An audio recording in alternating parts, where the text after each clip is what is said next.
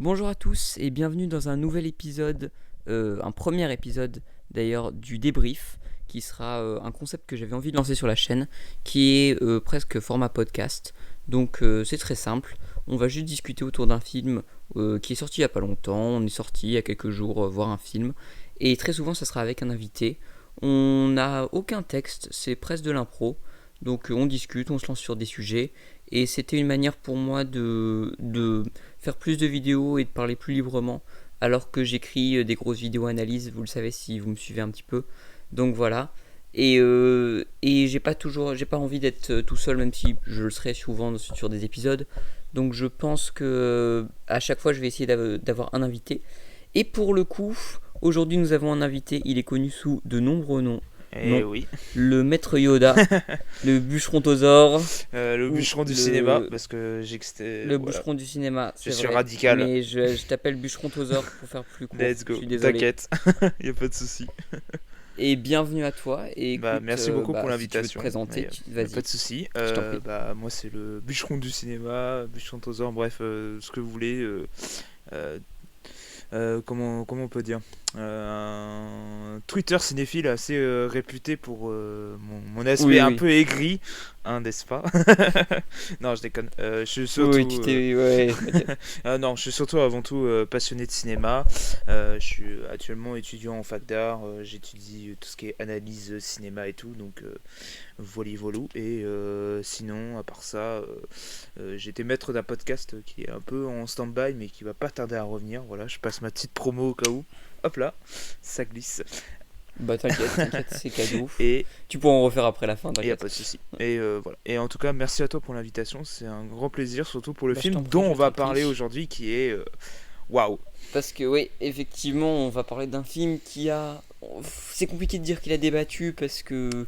Il a plus ou moins fait l'unanimité chez certaines personnes, mais il y a eu quelques reproches. Oui. On va parler du dernier gros film d'animation de Sony Pictures, Spider-Man Across the Spider-Verse, suite du coup de Into the Spider-Verse sorti en 2018, qui nous présentait un personnage du nom de Miles Morales, donc adapté des comics, un Mhm. autre Spider-Man moins connu que Peter Parker, mais qui commence déjà à avoir sa réputation. Exact. Et, et voilà, ce qu'on peut dire, c'est qu'on a été très surpris par ce premier opus, déjà avant de parler du second. Et toi, je vais te lancer sur une question plus globale. Mhm. C'est qu'est-ce que c'est ton rapport à Spider-Man, mais peut-être plus précisément à ce Into the Spider-Verse, ce premier opus. En fait, quand il avait été annoncé, c'était une grande surprise parce qu'on fait un film d'animation Spider-Man, c'est quelque chose qui avait pas été fait très souvent, alors que Spider-Man a eu, je pense, que c'est le super-héros qui a eu le plus d'adaptations avec Batman pour le coup. Et quand le Le projet, plus populaire oui, aussi, hein. et le plus populaire en tout cas, chez Marvel c'est le plus populaire et chez DC c'est Batman. Parce que de toute façon, Très Spider-Man bien. c'est celui qui vend le plus hein, à chaque fois, même quand Oui, c'est oui, nul. c'est. Et le truc, c'est que ils avaient annoncé que du coup, ce serait pas Peter Parker le personnage principal, ce serait Miles Morales, du coup, comme tu l'as dit, qui est un personnage qui est apparu en 2011-2012 dans les pages Ultimate Spider-Man, à l'époque où la Terre existait encore. Et c'est un personnage qui avait suscité pas mal d'intérêt déjà quand il avait été publié, parce que c'était quelque chose. Waouh! Ça avait apporté un renouveau et ce film là moi je l'attendais pas mal et en fait on avait eu Hmm. un extrait de quasiment 20 minutes quand le premier film Venom était sorti. Je sais pas s'il y est toujours quand tu regardes Oui, le c'est film vrai. et du coup en salle on avait le droit à 20 Ils minutes. avaient tellement rien à mettre en post-gène C'est qu'ils ont ça mis en ça, fait, c'est c'était vrai. vraiment le seul intérêt du film Venom à part Tom Hardy en roue libre. Il y avait que Ah, c'était très drôle. c'est Mais vraiment les deux trucs le seul intérêt. Et quand le film est sorti, on a eu le droit à un chef-d'œuvre, littéralement, excusez du terme, hein, mais vraiment un petit bijou à la fois ultra méta sur la condition de Spider-Man actuelle, sur le fait que le personnage n'avançait pas et que les auteurs en étaient parfaitement conscients, et surtout d'une animation qui a complètement retourné la manière dont on fait de l'animation aujourd'hui et absolument fantastique, tout le détail, même l'amour qu'on a pour le trait de la bande dessinée. euh, Enfin bref, pour ceux qui ont, je pense que vous avez vu le film et vous serez d'accord sur les détails de l'animation qui a été effectuée et assez monstrueux là-dessus. Voilà. bah, je suis totalement d'accord avec toi et surtout que, en plus, je trouve que on a souvent essayé de faire des nouveaux personnages en se basant sur des héros qui étaient d'origine afro-américaine ou pour faire de la représentation. Bien sûr. Et je trouve que, corrige-moi si je me trompe, mais je trouve que Miles Morales c'est un des seuls personnages qui est vraiment resté à travers pour le public Oui, oui. dans ce truc de représentation. On a eu le Captain America de Sam Wilson qu'on a eu récemment Qui chez est Marvel. très mal exploité Mais pour moi dans les films. Je dis pas que c'est meilleur dans les comics, mais ouais, en tout cas, quand il ouais, avait été c'est un peu un introduit chez problème. Brubaker, c'était mieux quand même pour le coup. Mais C'était plus intéressant, oui, voilà. effectivement. C'est que là, on a un peu l'impression que, bah, déjà, moi, je suis pas fan du comédien, mais enfin, bref. Mm. Je trouve que, bah, pareil, je suis totalement d'accord avec toi, c'est que déjà Into the Spider-Verse a changé beaucoup de choses, et c'est pour moi le meilleur film Spider-Man. Bon, on va parler de ce deuxième opus après, mais c'est pour moi, avant que ce deuxième sorte, c'était mon préféré, Mhm. parce qu'il assumait de faire des vrais changements, de ne pas prendre le pas que certains films de super-héros prenaient. On pense notamment au MCU, où on arrive à un niveau assez, Mais disons, bah uniformé, ouais, quoi, quand on voit la... uniforme, assez, et qui du coup en fait Ouais, devient une ouais, médiocrité c'est... qui est même pas intéressante parce que Et, bah tous les films se ressemblent en fait. C'est ça le problème. et étonnamment, c'est même arrivé après, surtout, ce film, Ah parce que oui. c'était... Je crois que Into the Spider-Verse est sorti entre Infinity War et Endgame, qui Euh, sont deux films que oui, j'apprécie oui, oui, plutôt. c'était entre Infinity War Mais, et Endgame, c'est ça. ouais, c'est ça, ouais, à Noël. Hmm. Et après, on a eu le Covid, et après, on a eu cette phase. On a eu une phase pire que le Covid, on va dire, sur Marvel. Ouch. On pensait qu'on était sorti, mais au final, non. Ouch. Mais. Oui, c'est ça. Et surtout que, voilà, donc il prenait pas les pas. Et je pense que sur Cross the Spider-Verse, on va le comparer à un autre film Spider-Man qui est sorti récemment. Oui, bah la comparaison Aussi. est fatale, hein. On va sûrement se faire critiquer Ouais, c'est là-dessus, mais je ça. suis désolé, c'est fatal, hein. Et puis même, il faut les Bah, comparer, c'est c'est même surtout. important, je pense. Hmm. Bah, on parlera de ce film-là plus tard Oui, aussi. oui. Mais, et donc, il prenait vraiment le contre-pied de ce que faisait le Spider-Man de Tom Holland qui était au Mm. MCU. Et surtout, moi, côté animation, je trouve qu'on a eu un vrai travail et on a eu une vraie révolution. Et on l'a surtout senti à travers... Bizarrement, le film est sorti il y a 5 ans, mais on l'a senti surtout ces derniers Ah mois, oui, oui. où on voit que on a quand même eu un Chapeauté 2 qui avait beaucoup plus changé de style Mm. d'animation. On a eu les Mitchells contre les machines, même si c'est les mêmes équipes, Mm. etc. On a, même au futur, on a quand même un Tortue Ninja, on a vu les bandes annonces, qui s'inspire clairement de ce style d'animation. Et donc, même si peut-être que l'histoire sera moins riche, peut-être que ce Spider-Verse, là on a quelque chose qui a vraiment changé et qui presque ringardise l'animation de Disney quand on voit que, bah, c'est pas moi qui le dis, c'est seulement le public. J'ai vraiment l'impression que le public ces derniers temps euh, demande, disons, demande moins l'animation très réaliste imposée par Disney depuis une dizaine Bah d'années. surtout que en fait Disney depuis bah en fait c'est eux qui avaient posé ce standard là de l'animation en 3D là, mais le cinéma d'animation américain c'était vraiment du cinéma purement en 3 dimensions. C'était Disney qui Fin des avait années 2000, ouais ouais. fin des années 2000, je m'en rappelle de cette période là. C'était le passage a été un peu chaotique, mais après Disney s'en était bien sorti. Attention, notez bien que ça va être une des seules fois où je dis du bien de Disney, voilà. Euh, mais Disney avait très bien su faire la transition et avait permis bah, un renouvellement du genre. Mais après, on connaît Disney et malheureusement, bah, c'est devenu une standard. L'animation s'est standardisée aux États-Unis et du coup, on a eu le droit bah, en fait, à l'animation du même genre, même si Pixar, à l'époque, parce qu'aujourd'hui, Pixar commence un peu à s'essouffler malheureusement et c'est très triste, mais que Mm. en fait, bah, ça avait donné droit en fait à de nouvelles idées d'animation, une palette de couleurs qui était différente, la manière même de d'illustrer des chara-design. Vaiana pour moi était le meilleur exemple de ça en fait, d'une 3D Ah ouais, clairement. divinement réussie, vice versa, Et, etc. quoi. et surtout, on arrive à un point, enfin, clairement, quand on voit les Buzz l'éclair, etc., on voit que ça s'essouffle, même côté public, et que beaucoup de gens commencent à se lasser. Enfin, bref, donc après cette longue Mm. introduction, parlons du coup de ce deuxième opus qui était très attendu, Oui. qui a été repoussé. Et je sais qu'il y a beaucoup de gens qui étaient surpris de ce truc-là, mais bah, moi j'ai beaucoup suivi le film parce que je l'attendais énormément. Il y a beaucoup de gens qui ont été surpris en allant voir le film de se rendre compte que c'était une première partie. Et c'est un reproche qu'on a fait au film, que c'était une première partie. Avant qu'on revienne sur ça, vas-y, ton avis global sur Spider-Verse 2, Euh, c'est à toi. Merci beaucoup.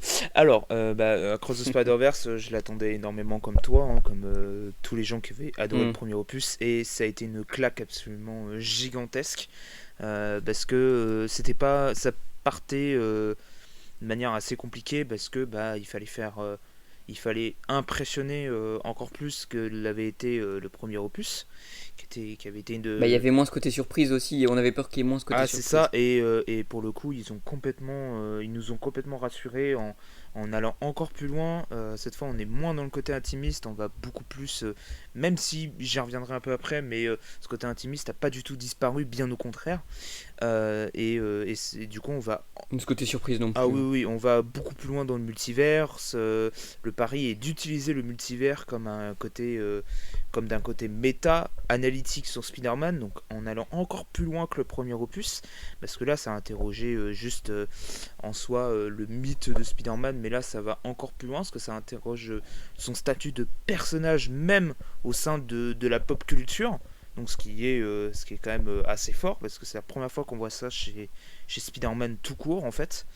Euh, Aussi une animation encore plus dingue. Franchement, en 4 ans, c'est de la sorcellerie d'arriver à un tel niveau de détail, d'idées de mise en scène, une caméra qui flotte tout le Mais temps, tout même le quand temps. on voit des films qui sont... Ouais, je suis totalement d'accord, et même quand on voit des films comme Le Chapeauté 2, mais qui sont très très beaux, hein, que moi j'ai beaucoup Hmm, aimé, mais on voit que on leur a laissé 5 ans, en 5 ans ils ont un peu rattrapé les autres studios, ce truc de Spider-Verse, et c'est fou de constater que Spider-Verse 2 arrive à repousser encore les limites, et à refaire mieux que tout ce qui a été fait en s'inspirant du premier opus en fait. c'est ça. Et bah du coup, moi je vais aussi donner mon avis global, c'est que j'ai absolument adoré, je vais y retourner pour me refaire un avis, mais je pense que pour l'instant c'est mon film préféré de l'année, parce que c'est un film qui arrive à te faire quelque chose de très intimiste et en même temps de très grand, parce que il est quand même question du multiverse dont on reviendra, Hmm, et je pense qu'il arrive à faire quelque chose qu'arrivent pas à faire les autres films Spider-Man, c'est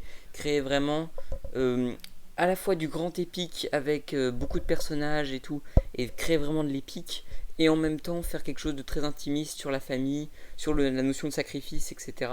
Et qui arrive à faire quelque chose de très intéressant narrativement, vraiment. Et hmm. en plus, c'est servi par une animation qui est absolument stellaire. Avec, on se demandait comment on allait renouveler, justement, on en parlait tout à l'heure.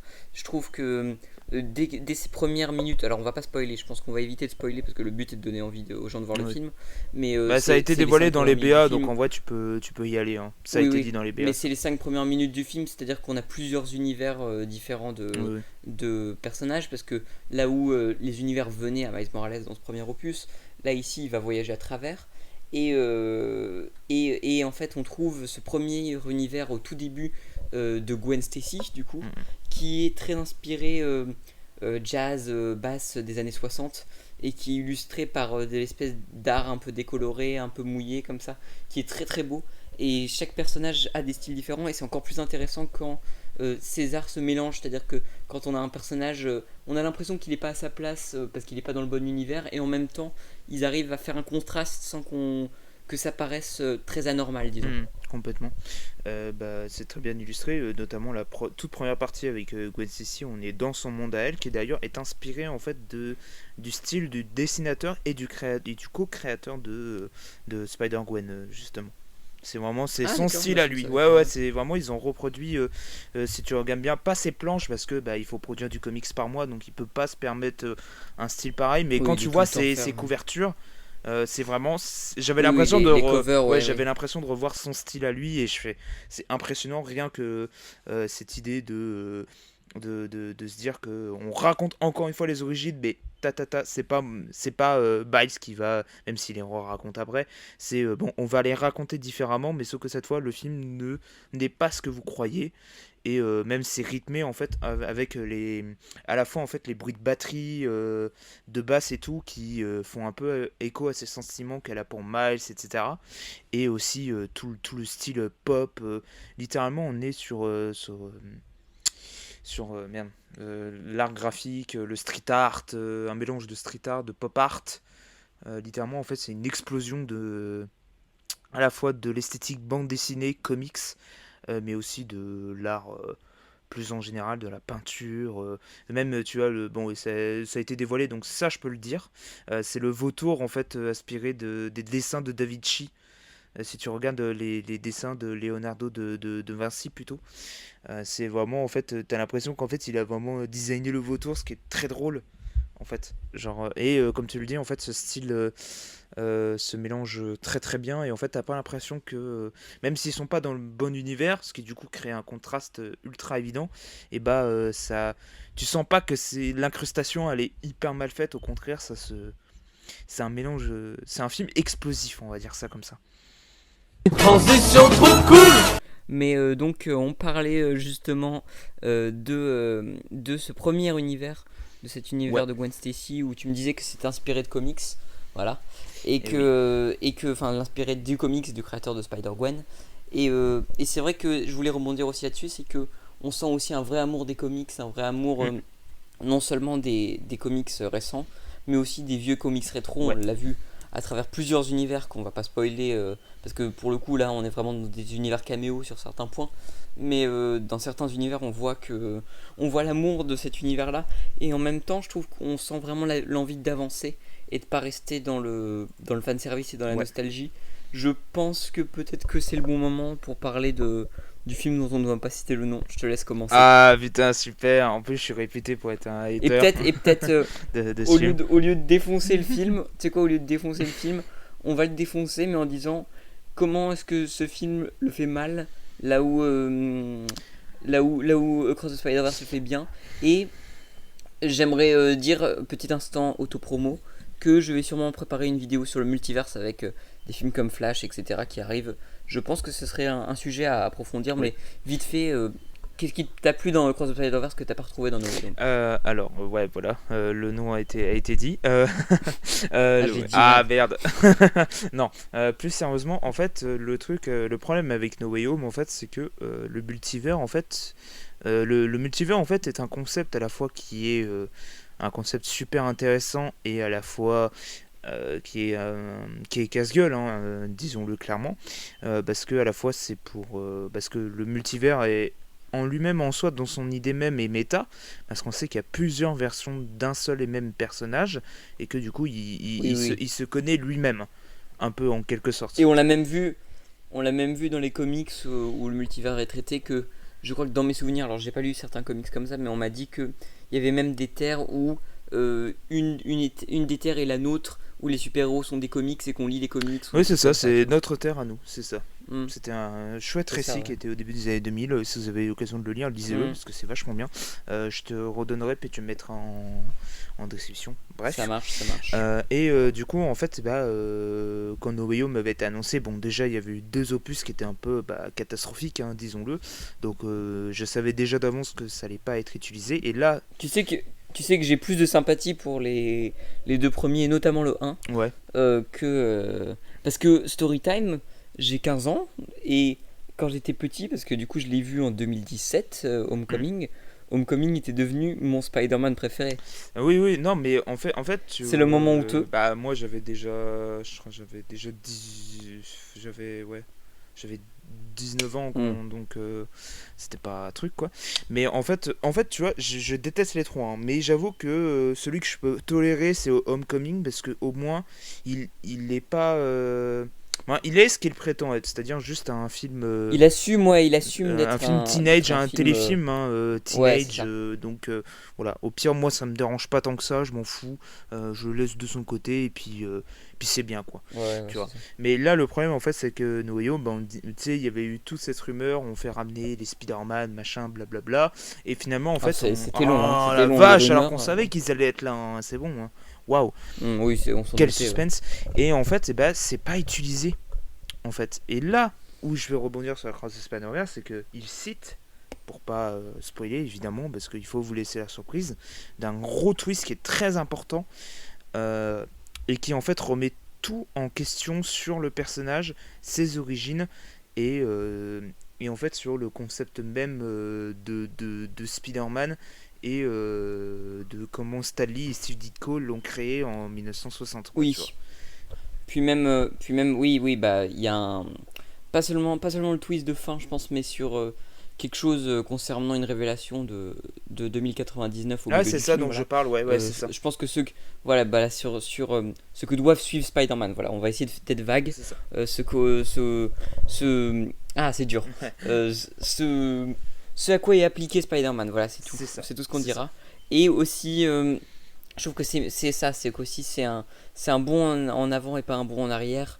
Et en plus d'être incohérent, je trouve que il y a un truc sur le fanservice qui m'intéresse aussi, qui est que le fanservice, pour moi, ne doit jamais être, disons, une clé, mais doit être un bonus. C'est ça. C'est-à-dire que je pense que quelqu'un qui regarde No Way Home, qui n'a pas vu d'autres films Spider-Man, ne va pas forcément apprécier le film. Et je pense pas que quelqu'un qui a vu No Way Home et qui n'a vu aucun... Quelqu'un dont No Way Home est le premier film Spider-Man ne va pas Ce qui l'apprécier. est très je pense. improbable, hein, mais ça peut arriver. Ça peut arriver. Oui, c'est très improbable, je le maintiens. Oui, non. C'est vrai que c'est un peu de mauvaise foi comme Oui, truc. non. Mais pour moi, je pars quand même d'un truc qu'un film doit suffire, etc., même si c'est une suite. Que il y a un peu ce truc de oui, regardez, le scénario n'a aucun sens, mais regardez, il y a le fanservice. Oui, tu voilà. vois. Là, je trouve que sur Across the Spider-Verse, c'est peut-être le seul petit défaut que je lui donnerais, c'est qu'on a parfois des caméos, voilà, on ne dira aucun caméo, mais certains trucs qui sont un peu lourdingues de temps en temps. Oui.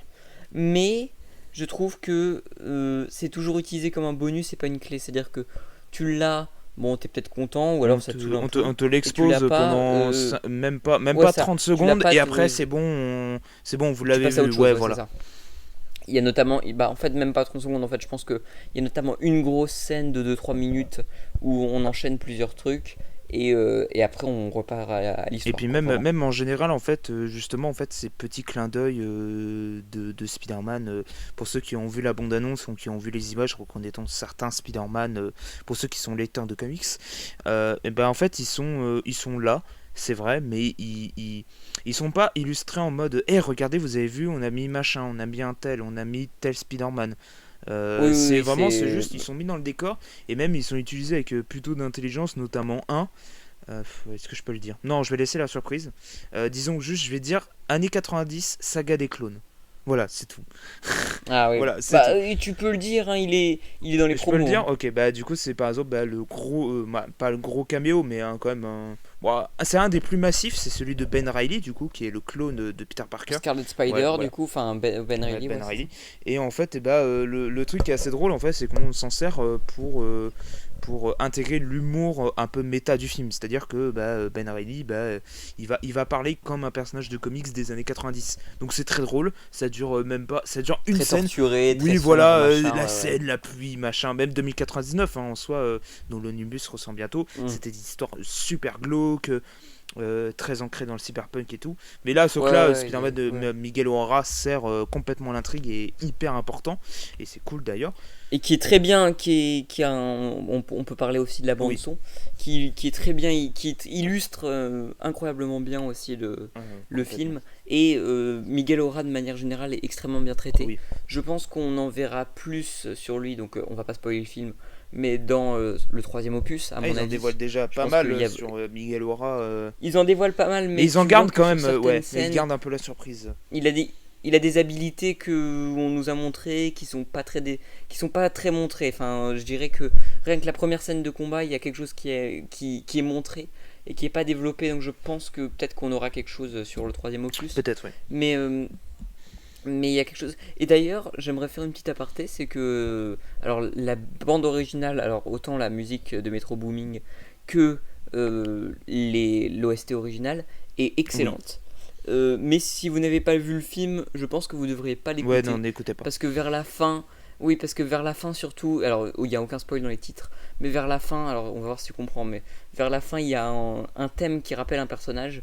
Et si vous connaissez bien les thèmes du premier, je pense que vous allez être spoilé d'un des personnages. Oui, oui, c'est ça. Il faut éviter d'écouter la BO avant d'avoir vu le film, même si c'est super tentant et qu'elle est incroyable, hein, on vous le dit clairement. Elle est vraiment super. Elle est divine et même je trouve qu'en fait. Puis tous les personnages ont des thématiques sur une musique différente. Elle est etc. plus. C'est Ouais, super voilà. Et puis intéressant. même la BO, j'adore celle du premier. Pour moi, les deux sont équivalentes. Il y a un petit truc que je préfère.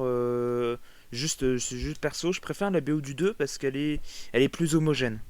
Et ce qui donne un contraste encore Oui, plus oui, oui. intéressant avec l'aspect très hétéroclite en fait de tout le côté visuel et scénaristique du film en fait. De tous ces Ouais, univers voilà. aussi, ouais, très Et du coup, différents, ça ouais, donne c'est un ça. contraste qui est assez marrant avec cette musique homogène en fait, Mm. finalement. Puis il y a aussi un point que après on parlera peut-être de certains personnages qui ont été Mm. montrés et surtout de leurs idées visuelles et peut-être de l'histoire Ouais. après pour conclure. Mais d'abord j'aimerais parler de.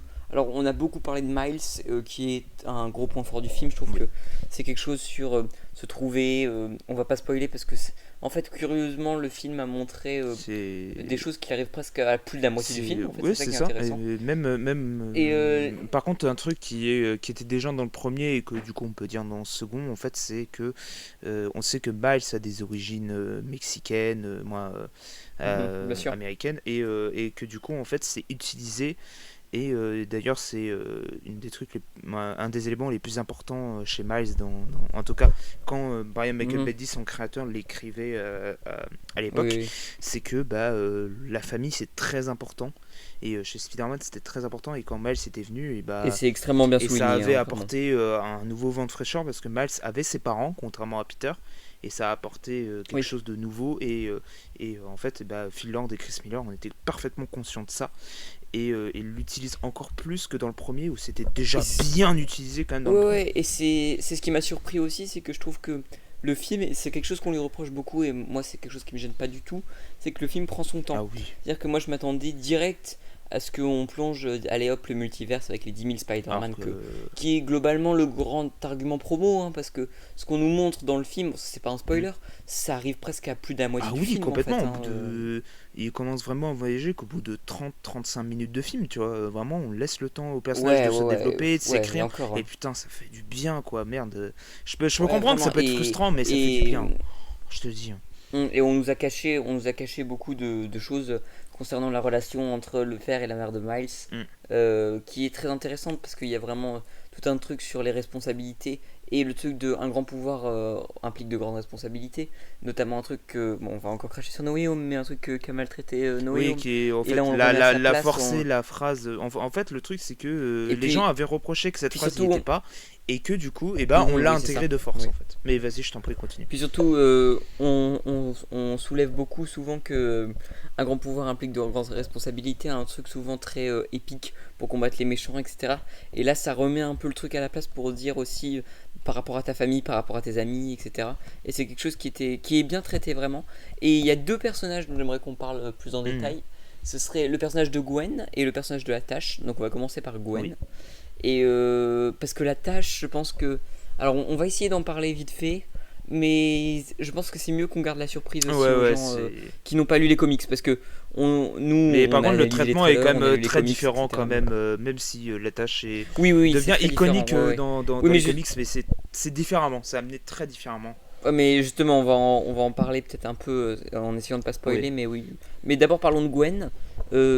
Personnellement, je m'attendais pas à ce qu'elle soit autant au centre. Oui.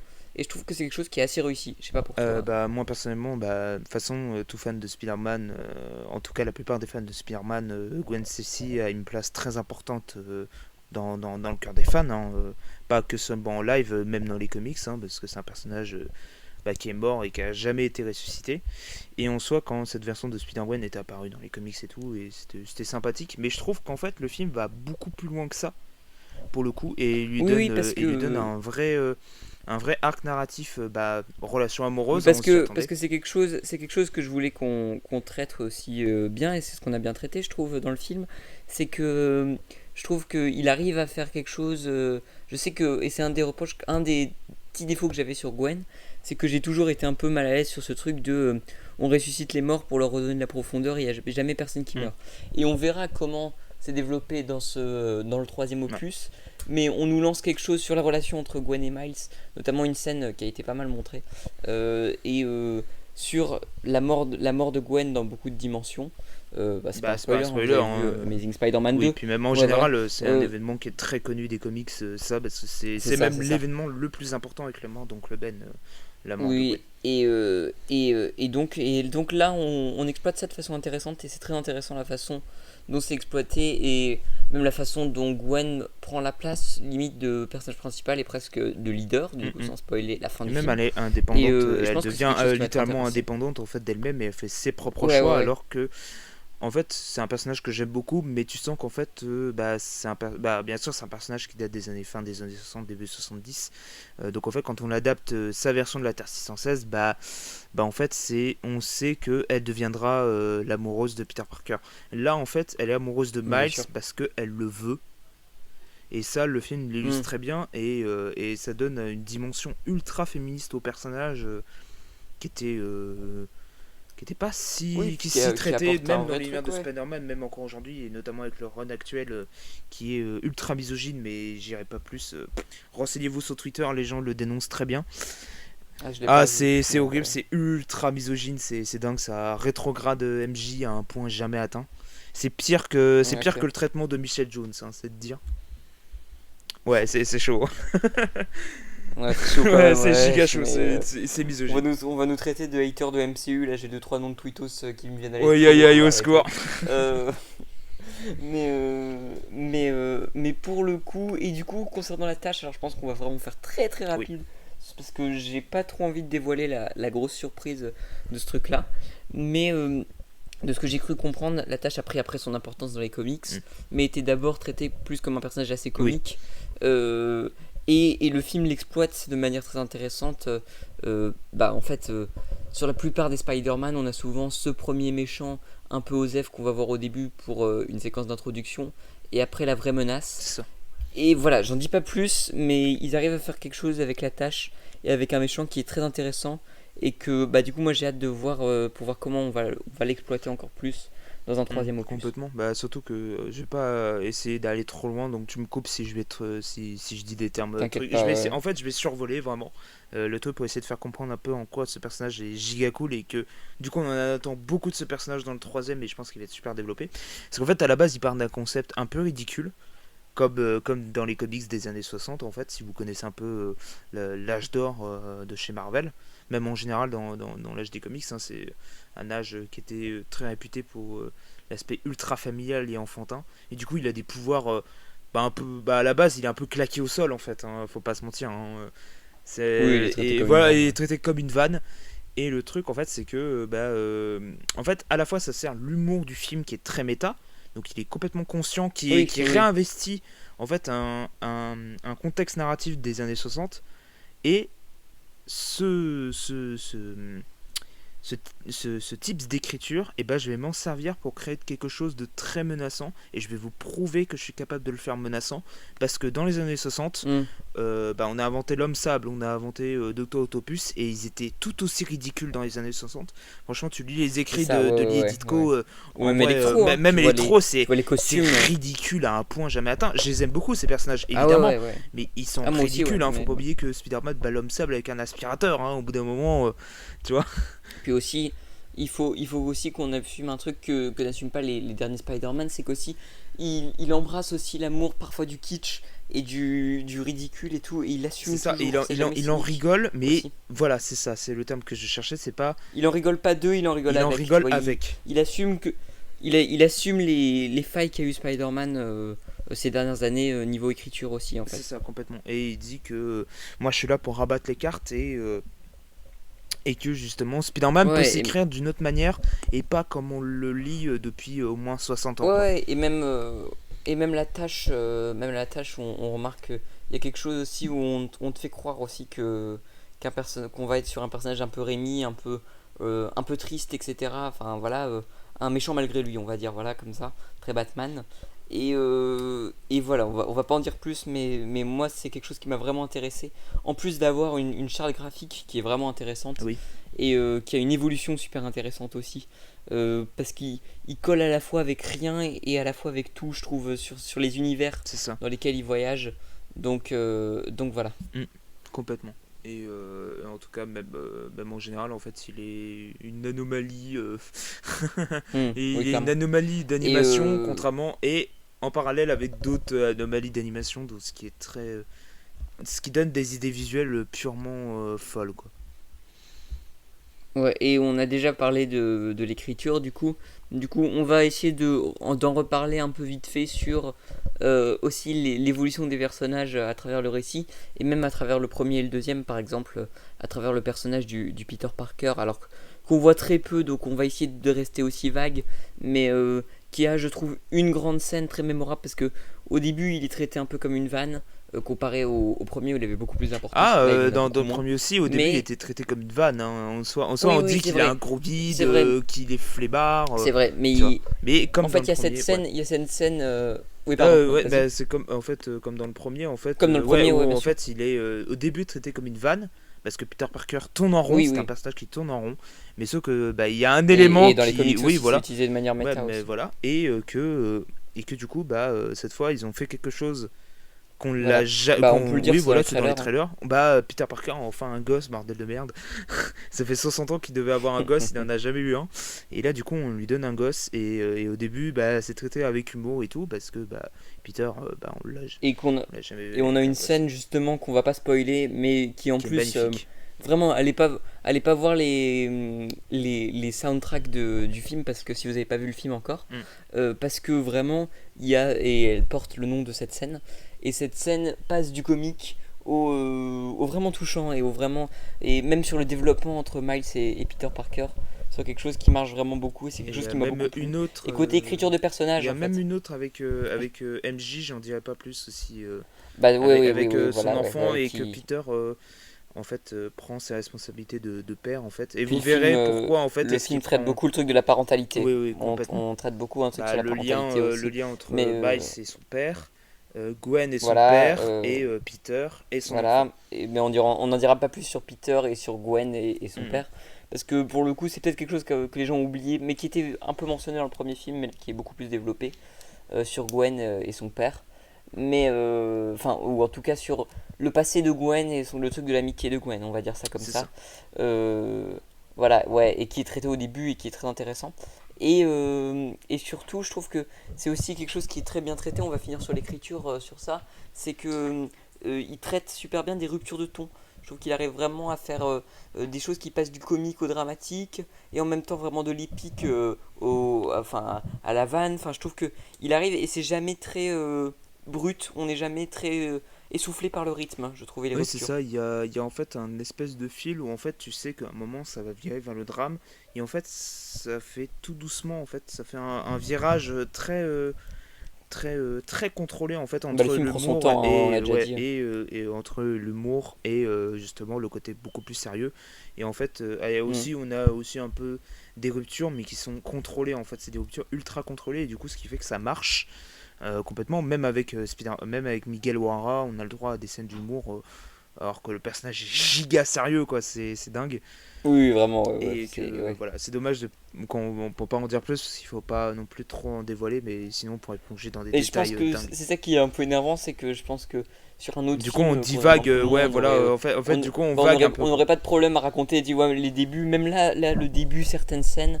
il y a des choses que j'ai pas envie de révéler. Et même il y a tout un arc intéressant sur une révélation de fin ou un twist de fin qui est significatif sur Spider-Man. Mais je pense qu'on en parlera peut-être dans un prochain truc ou quoi.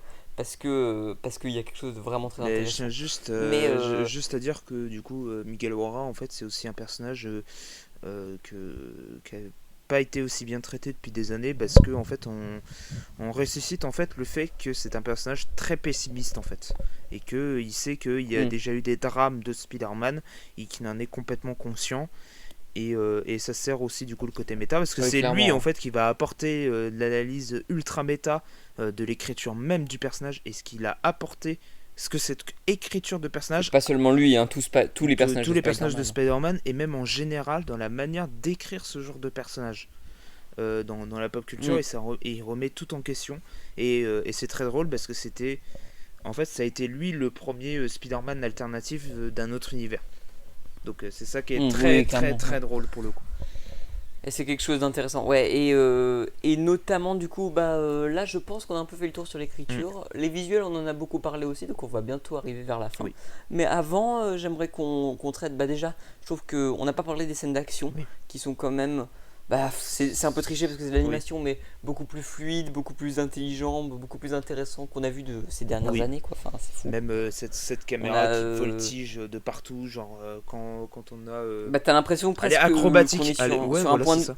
Bah, en fait, c'est intéressant parce que on a l'impression qu'on est presque sur le point de vue d'un Spider-Man, qu'on a un Spider-Man en première personne, en fait, qu'on suit ce truc-là. Et c'est quelque chose qui est intéressant, enfin, et même l'hommage aux comics qu'on avait déjà dans le premier, là, avec des gros plans, des zooms, des onomatopées, etc. On a même à un moment donné, bon, c'est un petit truc, donc ça, on peut le dire, des hommages aux comics avec des mots compliqués, parfois qui sont dits, qui sont expliqués en Ah bas oui, de c'est vrai, alors que l'écran, ça quoi. n'était pas dans le premier, ça, et c'est super cool qu'il l'ait mis, ça. Les notes de bas de Ouais, page c'est et vraiment tout. bien, ouais. Genre, moi, ça De serait l'éditeur ça et serait tout, très drôle ouais. que dans Beyond, ils disent, tu sais, quand il y a une référence à un élément d'intrigue du deuxième, qu'ils mettent voir Across the Spider-Verse. Ah Moi, ça me oui, ferait trop voir, rire. ouais, ouais, Ça me ouais, c'est ferait ça, trop ouais. rire, ça, par Bah, contre. c'est ce que j'avais vu notamment en lisant des comics X-Men ou quoi, tu peux le voir Ouais, c'est aussi, ça. ouais. Et j'aimerais finir du coup sur une petite, sur quelque chose parce que je sais qu'il y a beaucoup de gens qui ont reproché ça et je peux comprendre cette critique même si je ne suis pas Mm. d'accord. C'est que on a beaucoup reproché à cet opus-là d'être juste une partie 1 et d'être juste une première partie, donc que ça ne suffit pas à lui-même, disons. Et on l'a mis en face beaucoup, j'ai vu de Infinity War et Endgame Ouais. en disant que Infinity War se suffisait à lui-même. Je ne suis pas d'accord, Non. mais je te laisse commencer sur ça. Bah disons qu'en fait ouais, là encore une fois faut pas spoiler en fait, mais disons que en fait les thématiques qu'on a évoquées, c'est-à-dire le lien entre Miles et son père, etc., et ben en fait ce Spider-Man là en fait doit prendre en fait ses responsabilités et sa décision. C'est ça que dit le film, une des grandes lignes narratrices du film et de ses personnages. Et bah c'est conclu en fait à la fin du film. Miles prend sa décision Oui, complètement et oui, et surtout, oui, Miles prend la décision aussi, oui, de, voilà, ouais, bon, oui on voilà, peut je pas peux dire. pas, c'est pas ça que je peux aller plus loin.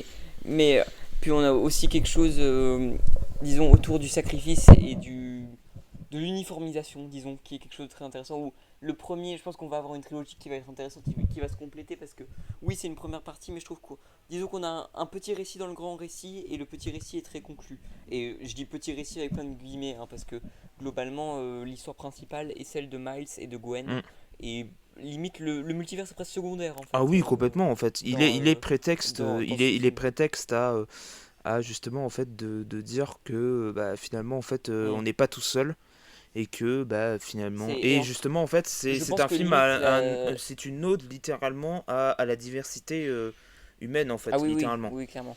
Même politique, hein, le Ah message, hein, complètement, il y a un le film a un message giga intéressant. message politique sur la Et diversité, on hein. va pas en rentrer Oui non là-dedans non. parce que ouais, sinon on va avoir des Oui non problèmes non. Mais avec de toute façon le des film gens il dont on ne l'assume. peut pas citer le Oui nom. non. Mais, mais sinon, je trouve que le premier a un truc vraiment sur les origines. Qu'est-ce que c'est être Spider-Man? Qu'est-ce qu'est Spider-Man pour le déconstruire et le reconstruire d'une façon très C'est ça. intelligente. Le deuxième est sur quelque chose, sur le sacrifice qui était déjà exploré dans le 1, mais sur le sacrifice, l'uniformisation du super-héros de manière méta qui est très intéressant. Et je pense que le troisième aura, alors voilà encore une fois, mais quelque chose sur le destin, sur sa destinée, qu'est-ce que c'est voilà, les responsabilités justement après avoir fait un choix, et parce que Miles fait un choix Oui. dans cet opus là, et ça peut être intéressant, et notamment avec l'apparition d'un personnage qui arrive à la toute fin du récit, voilà, mais on peut pas Non non, citer son on nom, peut mais pas le dire. je pense que tu vois, Oui, complètement. de qui on parle, Et qui mais réutilise voilà. encore une fois un concept de comics. Donc en fait, je peux pas le dire. Je peux Oui, même pas dire le terme de ce truc-là. le Oui, concept, le oui. concept même de ce que c'est. Euh, mais c'est, disons qu'en fait, à la base, les comics. Mais on va avoir quelque chose, je Disons pense, qu'on. Voilà, disons que. ouais, on va Oui, arrêter non, parce non, que non, sinon on sinon va je vais avoir trop des loin. problèmes. Mais je pense que oui, le film a un truc, oui, clairement sur la destinée. Le troisième film va voir ça, c'est sûr. Sur Complètement. la destinée, qu'est-ce que c'est les responsabilités, qu'est-ce que tu fais pour. Enfin voilà, quelque chose qui était déjà exploré dans ce deuxième. Et je peux comprendre, et je trouve qu'en fait la seule erreur peut-être qu'ils ont fait sur ce film-là, c'est de pas assez vendre le fait que c'était une partie 1. Oui. C'est-à-dire que je pense qu'il y a plein de gens auraient moins gueulé s'ils avaient su depuis le début que c'était une Bah, c'est partie surtout 1. qu'en fait, à la base, ils avaient bien précisé qu'en fait, c'était Across the Spider-Verse partie 1. Et en fait, ils l'ont retiré pour juste Mm. mettre Across the Spider-Verse. Et je comprends pas Ouais, pourquoi et ils ont pour fait le ça. coup, c'est Ils auraient cool dû parce le que, laisser en fait. en fait, à la fois, ça me marque parce que à la fois, ça aurait plus indiqué les gens, parce que nous, on est un peu des fans hardcore, donc on suit les trucs, etc. Ouais. On savait très bien que ça allait terminer en cliffhanger, je Oui, pense. complètement. Par contre, le grand public, lui, je pense, n'en savait Bah, rien. moi, À la fois, moi, j'avais été dans à la la fois, salle, ils auraient dû les, plus les, l'accentuer. les gens savaient même pas ce qu'ils allaient voir parce qu'ils avaient même pas vu le premier opus. Ah Hein. ouais, ouais. Ça a gueulé non, dans la salle. Ah oui, d'accord, ouais. Ouais. Mais du coup, pour le coup, je peux comprendre ouais, ce truc-là. Et en même temps, c'est beaucoup plus cool d'avoir mis Across et Beyond the Oui. Spider-Verse. Ça fait vraiment une trilogie. Ou cool. Spider-Man seul contre Enfin, tous. même en termes de titre. Ouais, plus que Spider-Man seul contre tous. Ça, Oui, oui, oui. voilà, on va pas redire Ouais, non. à quoi ça fait référence. Mais vous tapez Spider-Man seul contre tous. Vous allez Ouais, comprendre. non. Oh, t'as fait pas assez pour votre bien. Ouais, non. En fait. Non. Mais pour conclure, du coup, je trouve que voilà, c'est un excellent film d'animation. C'est peut-être même un des meilleurs films de super-héros que j'ai vu depuis très très longtemps. Oui. Qui a des idées visuelles à chaque plan, qui a une histoire qui est à la fois intimiste et très épique, et qui fait que me dire que bah, on est peut-être potentiellement sur un des plus grands films, une des plus grandes trilogies en tout cas. De super-héros, ouais. super-héros. Parce que en fait, pour moi, en fait, il ressuscite quelque chose qu'on avait perdu. En fait, c'était en fait l'idée de se La mort du pulp aussi, enfin, la mort du comics. oui, c'est ça, et même de se chercher en fait, de se chercher à travers ce genre en fait, qui est le super-héros au cinéma, qui était bah au fait au cœur du début des années 2000 en fait. Parce que si vous regardez les films de super-héros, même sûr. les plus mauvais, bah ils avaient leur identité propre et ce film-là va littéralement l'interroger parce qu'on a plus de 20 ans, 25 ans d'histoire de ce genre maintenant aujourd'hui. Et du coup, quel en est le constat en fait aujourd'hui? Où est-ce qu'on en est Et avec non ça? seulement le film, oui, bien sûr, et non seulement le film va avoir un truc où il va clairement interroger ce truc-là, et enfin, il va avoir son identité propre, et notamment avec ce truc qu'on ne peut pas spoiler qui arrive au milieu Oui. du film, il va interroger ce truc sur l'uniformisation, sur le fait de ne plus avoir d'identité. Donc c'est un film que je vous recommande pour conclure, qui est vraiment une merveille d'animation. Il marche bien, Oui, je suis bien content. Même mieux que le premier, ouais, ça c'est cool. Donc ouais, c'est ça. Parce que le premier après a bien marché, mais pas C'est tant juste que ça, devenu, parce que ouais, enfin, c'est ça juste, va. bah, en fait le truc c'est que ouais, il a pas marché au C'est box-office, bouche à pas oreille, en trop, fait, ouais, c'est, mais c'est devenu un vrai phénomène de culture en fait le premier opus. Ouais, c'est le bouche à Ouais, c'est oreille ça. critique qui a vraiment fait le truc. Et on peut le voir notamment.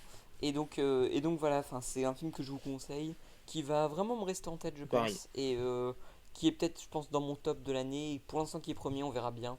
Mais je pense que c'est un film Dont on va en qu'on l'aime ou reparler, qu'on ouais, l'aime pas, on va en reparler. On en reparlera bientôt. c'est sûr. Parce que c'est un film qui va rester.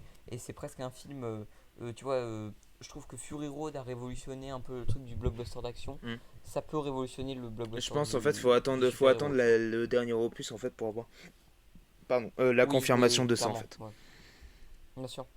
Et ben écoute, du coup voilà qui conclut notre premier Oui, épisode. ça fut Du un coup, gros épisode. Donc premier épisode du débrief. C'est un gros Ouais. épisode, je crois qu'on est autour des 45 Ouais, minutes. c'est ça. Donc un big up à Nonao que vous pouvez suivre sur Twitter qui va sûrement faire le Oui, montage. gros big Il up. m'a dit oui en 10 minutes après l'enregistrement je te le fais, etc. T'inquiète pas Nonao, prends ton Ouais. temps parce que là entre les crashs, les trucs et tout, prends ton temps, T'inquiète. t'inquiète. Mais vous pouvez le suivre sur Twitter du coup. Mm. Et on peut notamment suivre le bûcheron du Oui. cinéma sur Twitter, sur Instagram. Il raconte plein de choses passionnantes. Et d'ailleurs, vous pouvez me suivre. Alors ça, c'est pas c'est pas l'annonce que j'allais faire, mais je l'ai déjà dit sur les réseaux sociaux. Vous pouvez me suivre aussi du coup sur Twitter, donc au nom de Lost Sawyer, et sur YouTube. Je pense que je vais uploader ce truc-là sur Spotify. J'ai envie d'essayer un petit Ah peu oui, pour c'est ce voir. qu'il faut, ouais. Et notamment sur Spotify, on se retrouvera tous les deux pour discuter d'un autre film de super-héros, Superman Returns, parce que je fais un autre podcast en parallèle de celui-ci qui s'appelle Triple Features, et nous parlerons de 3 films autour d'un thème, donc autour de 3 épisodes, à chaque fois ce sera thématique. Et donc là, le thème sera Superman, qu'est-ce qu'il représente, quels sont les films, etc. Le premier épisode sera sur Superman 1978 avec Quentin Comics. Le troisième sera sur Man of Steel, le très débattu et très connu, avec Monsieur Cinéphilus, que je vous encourage aussi à suivre, et Quentin Comics aussi. Mais voilà. Et le deuxième, du coup, que j'ai, je pense, le plus hâte de tourner parce que c'est mon préféré, qui sera sur Superman Returns, du coup, par Bryan Singer. Oui. Voilà.